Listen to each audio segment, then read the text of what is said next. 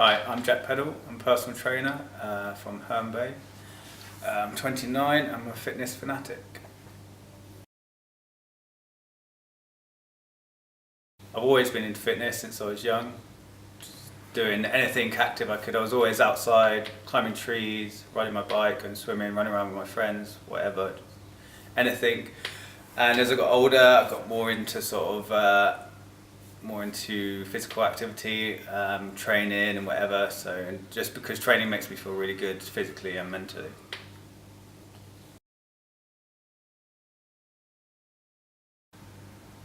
I like to go swimming. Usually I go to a local pool in Faversham. Sometimes I swim outside when it's hot because it's nice to swim outside. I like swimming because it's good physical activity. It's low impact on your joints, so it's sustainable. It doesn't sort of wear your joints down or anything. It's better for older people as well because obviously it's not going to damage the joints as much. I love swimming. I swim generally for about an hour or so. I do about 40 or 50 lengths usually, and sometimes I'll go outside and do some diving just to have some fun as well, to break it up sort of thing. I find swimming really relaxing and yeah, I just really enjoy it. Sometimes I go running along Whitstable Beach when it's hot. Sometimes I do hill sprints or sort of running up steps or whatever. It's always good. That's called HIIT, which is high intensity interval training. High intensity interval training is really good because it's sort of elevates your heart rate, gets you really sweating, gets you working really hard, which can also sort of keep your metabolism high throughout the day, so you're burning off more fat like after you've done the training sort of thing. So yeah, it's really good. Also, I'm into bodybuilding. Bodybuilding is obviously weight training to build your muscles up. So obviously you're going to be building muscles, building your strength. Weight training is really good for your bone density, so sort of you get stronger bones, less likely to break bones. Obviously you're going to get stronger, you're going to get bigger, so it's really good for that. The main exercises I do are generally core exercises. So a core exercise works more than one muscle at a time, so compound movements like bench press, squat and deadlift. And you can also do isolation movements, which is just like moving one joint at a time, like a bicep curl or whatever. So obviously I stick to core exercises because they're more beneficial. The core exercises are bench press, which works your chest, so you're pushing outwards. It's a really good exercise for your chest and your triceps. And then the next movement will be squat, which is for your legs, obviously your quadriceps and your hamstrings. Squats are a really good all-round exercise as well, works your core and everything. And then finally deadlifts, which again works your legs and your lower back. And again, it's an all-round good exercise for sort of building muscle. The importance of core movements is obviously because you've got to build up all-round strength, which is what these would do. I'd advise beginners to start off with these three movements because they are just the best place to start. It's going to help you build up size and strength really quickly. I also used to practice karate. I started about 5 years ago. I love karate because it's really physically demanding. It takes a lot of dedication and training.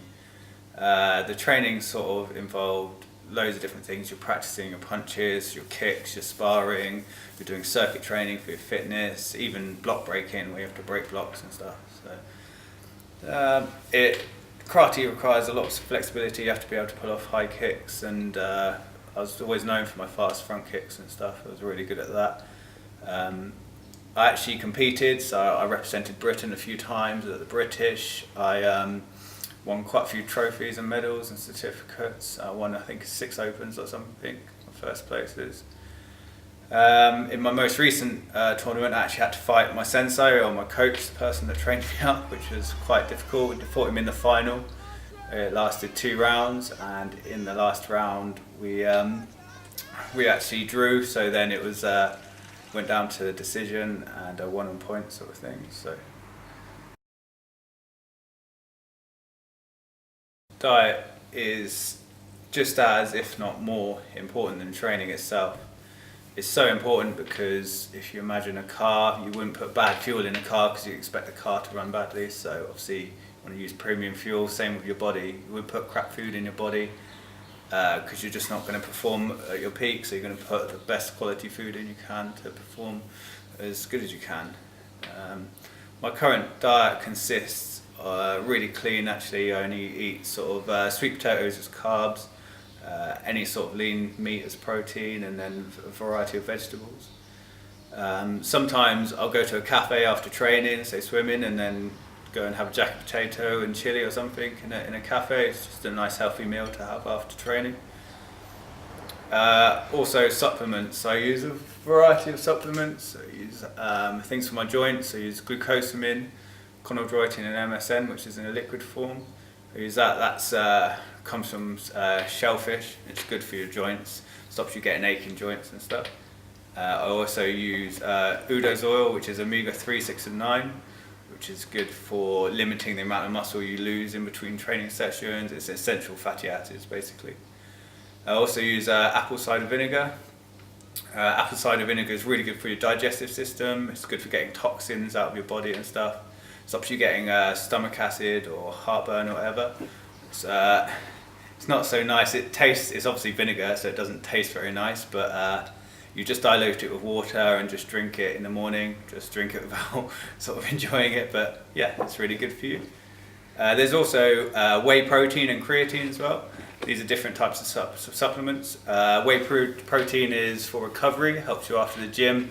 It's a good way of boosting up your protein levels after training, help you repair your muscles and grow.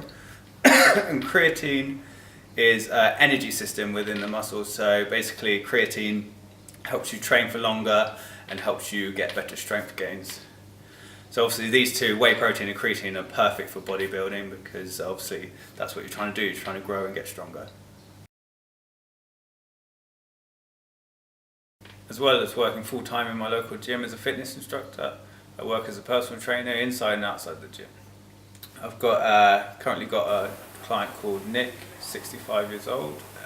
His goals are to improve his fitness, his posture, and just his general quality of life. His fitness level at the moment is really good for a 65-year-old, like probably one of the fittest clients even out of the 20-year-olds, so it's really good.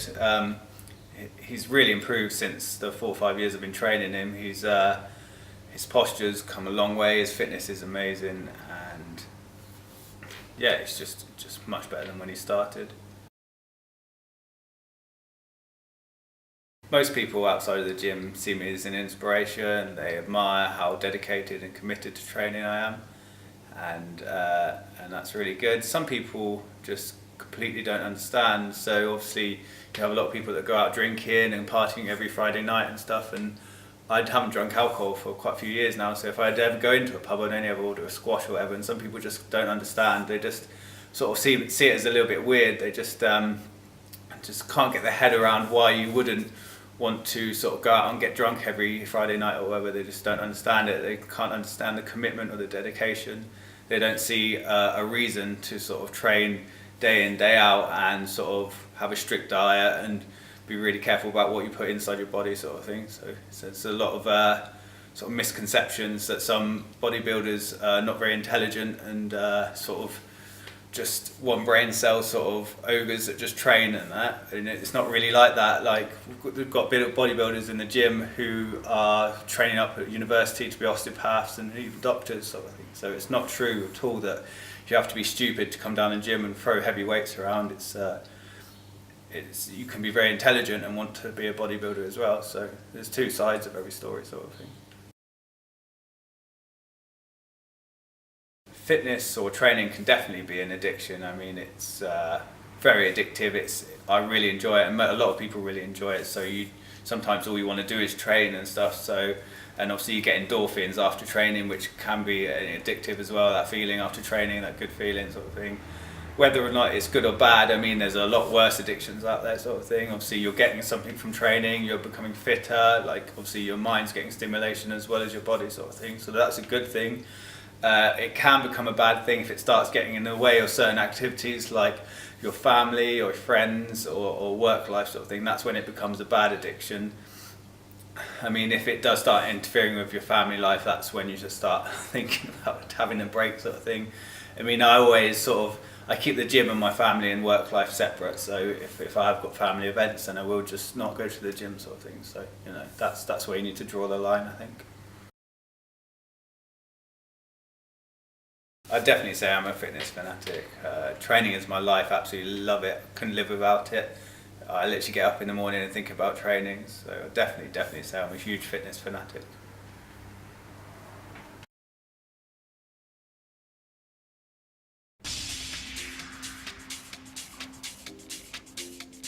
I train 4, 5, 6 days a week for an hour or so, but that's sort of half the battle. The other half is sleeping enough and the right diet, and making sure you're doing that day in, day out. What can I say? I love it.